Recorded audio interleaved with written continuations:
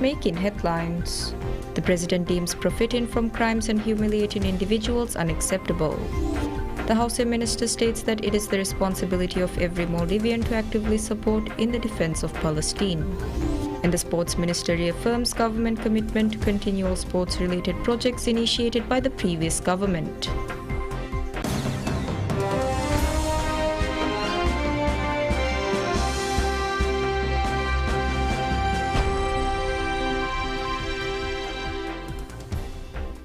Welcome to the English News. I'm your host Malak Ahmad Fayaz. Now for the news in detail.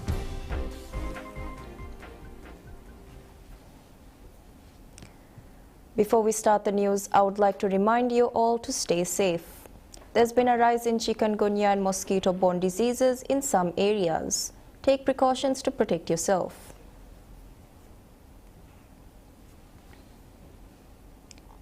President Dr. Mohammad Muizzu emphasizes the importance of upholding dignity and fairness in dealing with criminals, stating that exploiting criminal acts to publicly shame individuals is unacceptable. These remarks were shared by the President on social media, reflecting his commitment to injustice and compassion. President Dr. Muizzu underscored the moral and social imperative to refrain from profiting or achieving any objective through the humiliation of others, particularly through the dissemination of videotaped incidents. He emphasized the need for specialized institutions dedicated to enforcing legal measures against offenders. Additionally, he cautioned against the repercussions of individual actions that disregard religious, communal, and societal norms, warning of potential social discord and the exacerbation of existing issues. The post comes amid viral videos that shame individuals for their misdeeds, as well as the growing trend of extrajudicial actions taken against criminals bypassing legal protocols.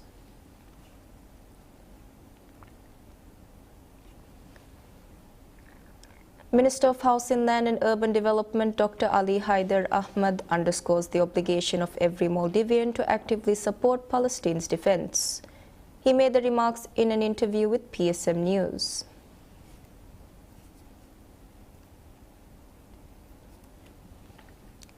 The Maldives' recent statement at the United Nations General Assembly, UNGA, garnered public acclaim for its steadfast stance. Numerous individuals lauded the statement, echoing similar sentiments. During the interview, Minister Dr. Haider extended gratitude to the Ministry of Foreign Affairs for providing the opportunity to represent the nation's support for Palestine.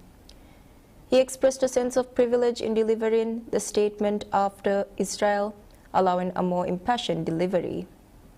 In the General Assembly, the Maldives voiced deep concern over the suppression of injustice for Palestinians, lamenting the stifling effect of a single vote.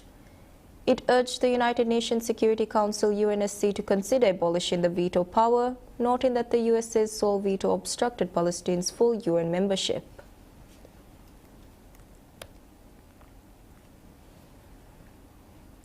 Minister of Sports, Fitness and Recreation Abdullah Rafiu reaffirms the government's commitment to continue all sports-related projects initiated by the previous administration.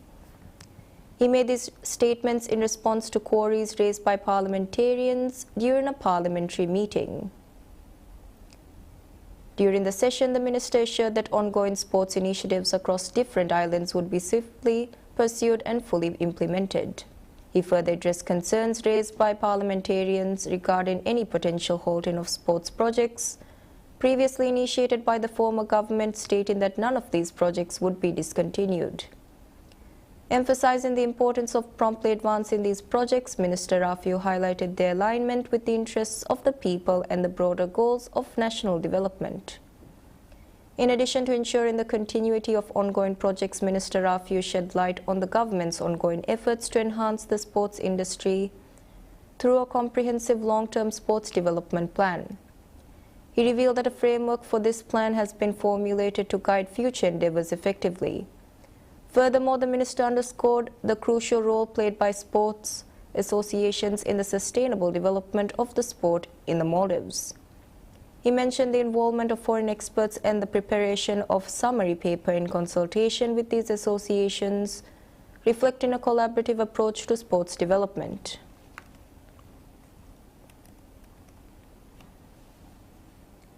The Maldives International Financial Services Authority, MIFSA, launches its official logo. MIFSA was established in January this year under President Dr. Mohammad Muizzu's authority and operates within the Ministry of Economic Development and Trade. Former Vice President Abdullah Jihad serves as the chairperson of the authority. In a post on social media, Minister of Economic Development and Trade Mohammad Saeed expressed his satisfaction in launching the logo on social media. He emphasized the authority's commitment to crafting a robust governance, strategy, and operational framework to fulfill its vision of economic development. MIFSA was created to enhance the legal framework for onshore financing services, complementing the offshore services offered under the Special Economic Zone Act. Its mandate includes establishing offshore and onshore development banks, international financial centers, and researching modern solutions to legal and administrative challenges in the financial market, fostering a competitive system in the Maldives.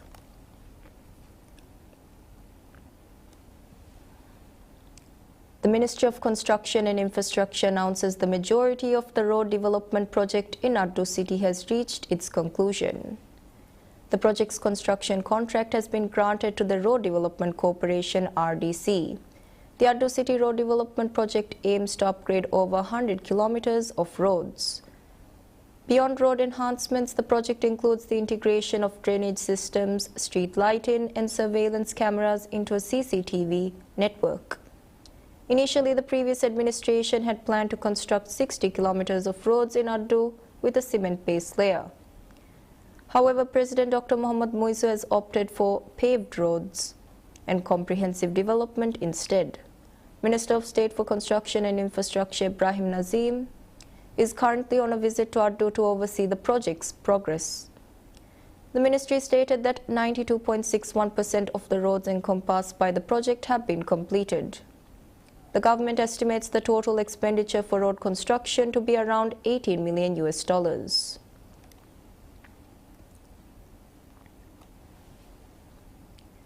The fourth edition of Black Marlin commences as a result of a collaborative effort between the Montana Army National Guard and the Maldives National Defense Force (MNDF). The training ceremony held at MNDF's headquarters was inaugurated by Chief of Defense Force Major General Ibrahim Hilmi alongside General of Montana, the National Guard, Peter Ronek. Scheduled to run until May 28, the training incorporates the 5 Subject Matter Expert Exchange Program, SMEE, encompassing intelligence, logistics, medical, explosive ordnance disposal, EOD, and infantry. While the infantry SMEE will be conducted in Kaddu Lamatol, the remaining sessions are set to take place in Male. Additionally, MNDF introduced a new initiative titled the Field Exchange Program, aimed at enhancing the effectiveness of battalion-level integrated cross-functional staff in leading and managing tactics, techniques, and procedures (TTP). This initiative aims to facilitate a better understanding of staff officers' responsibilities, the military planning process, and training management. The ceremony was attended by U.S. Ambassador to the Maldives, Hugo Yon, Vice Chief of Defense Force Brigadier General Ahmad Hiaz, and other senior executives of MNDF.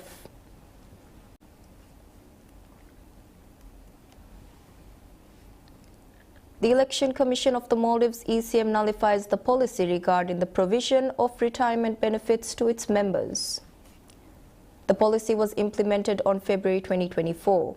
As per the revised policy brought into effect by the ECM in February, individuals appointed as members of the Commission who have served for continuous to serve the ECM shall be entitled to retirement benefits contingent upon the duration of their membership.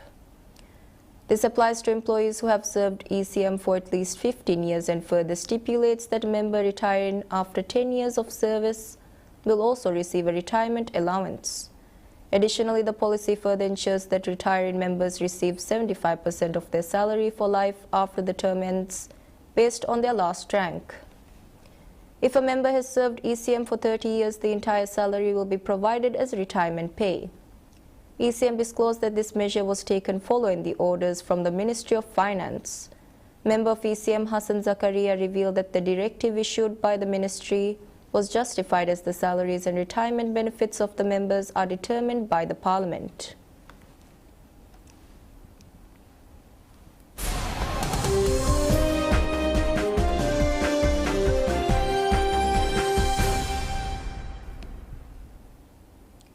Most Asian markets rise after data showing fewer US jobs were created last month rekindled optimism interest rates will be cut this year, while mainland Chinese equities bounced on hopes for fresh government economic support. A tech rally saw the Nasdaq lead Wall Street up after the non-farm payroll figures, which helped soothe concerns that forecast busting inflation figures at the start of the year meant the Federal Reserve would keep borrowing costs at two-decade highs for an extended period. The 175,000 new jobs in April's NFP report were much lower than the month before and also marked a big miss on expectations, while wage growth was also slightly lower than forecast. Observers pointed out that while the reading indicated a slowdown in the world's #1 economy, it was not seen as a big enough miss to feed fears that a recession is on the horizon. The news ramped up bets on the Fed cutting rates in September, while investors also lifted their outlook on how many there would be, although the two priced in are still well short of the 6 envisaged at the start of the year. The advances on Wall Street and another record for London gave Asian investors a healthy lead and most picked up the baton. Shanghai was the standout performer as mainland investors returned from a long break to play catch-up with a global rally over the past few days. Traders also cheered a report last week that leaders would look at ways to support China's battered property sector as well as use measures to provide fresh support to the economy. The tools outlined encompassed interest rates and the amount of cash banks must keep in reserve, Bloomberg News reported. Hong Kong pushed recent gains into a 10th successive trading day, while Sydney, Singapore, Taipei, Mumbai, Jakarta and Manila were also up. Wellington edged down.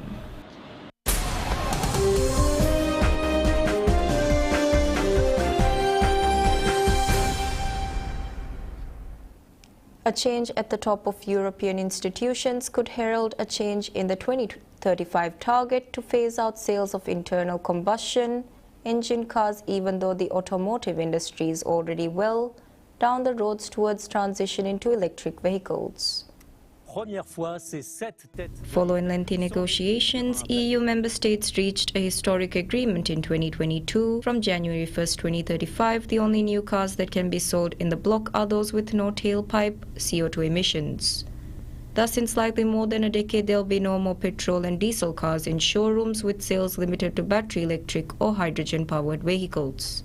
Cancelling the 2035 deadline has become a rallying cry for Europe's right-wing parties. The European car industry is a major employer and a leader in traditional cars, but is far behind Chinese upstarts in developing electric vehicles, particularly at low prices. The ECR parliamentary group, which includes the brothers of Italy and Spain's VOX, still denies the need to move to electric vehicles. The other right-wing group in the European Parliament, Identity and Democracy, that includes the RN in France and AfD in Germany, has taken aim at expensive electric vehicles hurting consumers, calling the impending ban a discriminatory and socially excluded measure. The outgoing majority party, the centre-right European People's Party, is divided. The two German parties in the group, the CDU and CSU, want to scrap the 2035 deadline to continue to benefit from state-of-the-art German internal combustion engine technology. That did not make it into the EPP manifesto because it was the head of their list, outgoing Commission Chief Ursula von der Leyen, who negotiated the deadline as part of the EU Green Deal. The automobile industry, which employs 12 million people in Europe, is well on its way in shifting to electric vehicles.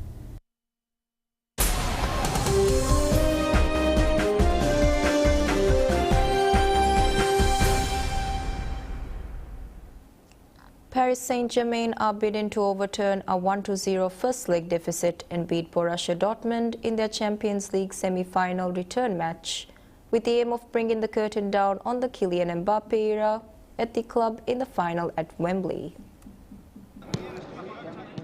The only time PSG have previously appeared in the biggest match in club football turned out to be a depressingly flat occasion, with the French side losing 1-0 to Bayern Munich behind closed doors in Lisbon in 2020 at the height of the pandemic. Reaching the June 1st showpiece in London and playing before a crowd of 90,000 against either Real Madrid or Bayern again would be a different occasion entirely. Getting there would give Mbappe the chance to end his 7-year stay with the Qatar-owned outfit in the best possible way, as they look to win the Champions League for the first time in their history and just the second time for French club after Marseille in 1993. Mbappe informed PSG in February of his intention to depart the Parc des Princes when his contract expires at the end of the season, and in a prolific association with his hometown team, which began when he signed from Monaco in 2017. Now 25 and the captain of France, Mbappe has become the Parisians' all-time top scorer with 255 goals in 305 appearances so far, including 43 this season alone. He has 48 in the Champions League, a tally which includes 6 with Monaco in his breakthrough 2016 to 2017 campaign, and the second leg against Dortmund would be the ideal time for him to bring up the half-century. Luis Enrique's team did not produce their best performance in losing 1-0 in Germany last week, and the pressure is on them as favourites to turn the tie around at home. However, a repeat of what happened when they hosted Dortmund in the group stage last September will suffice. On that occasion, they won 2-0 with Mbappe netting the first goal from the penalty spot.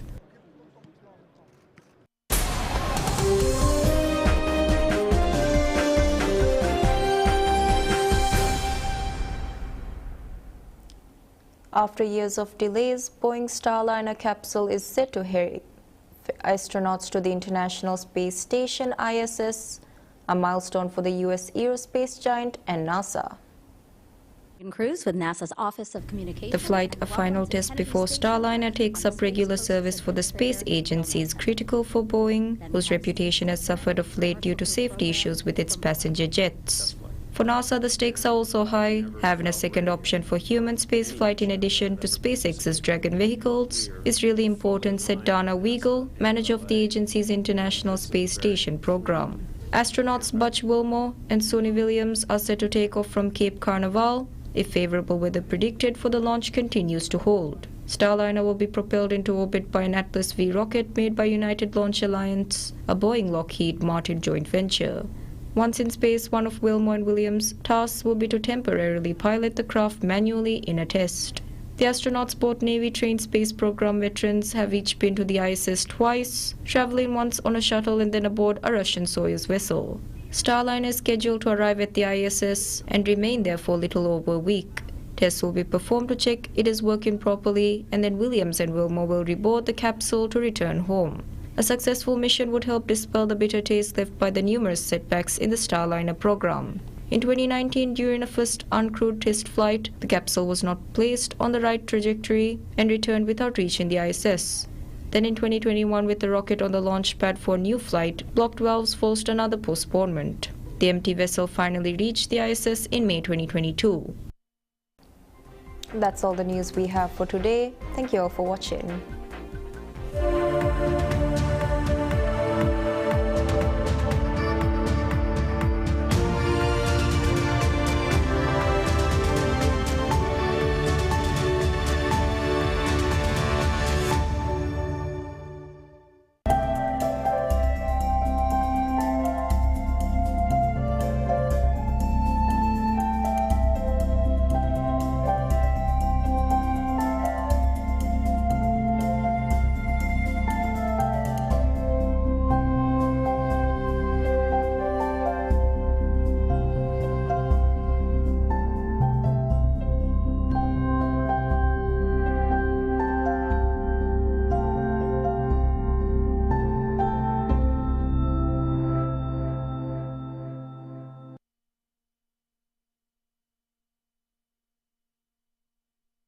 ليست للبيع. And the resumption of commercial activity. هفتار نمیگن دایر دنیای که نشته بود اتا کامین گاگنده. Kanata hadakuram eki faharo eki gotak kitang arutan nerito. दुनिया के February का बोर्डेती एतन निम्मुन तक निम्मा लुबनान का border आगा तो गा यहूदीन गाय को fava तफात की आबादी तक को मीहु मुस्कुरांजे फवानी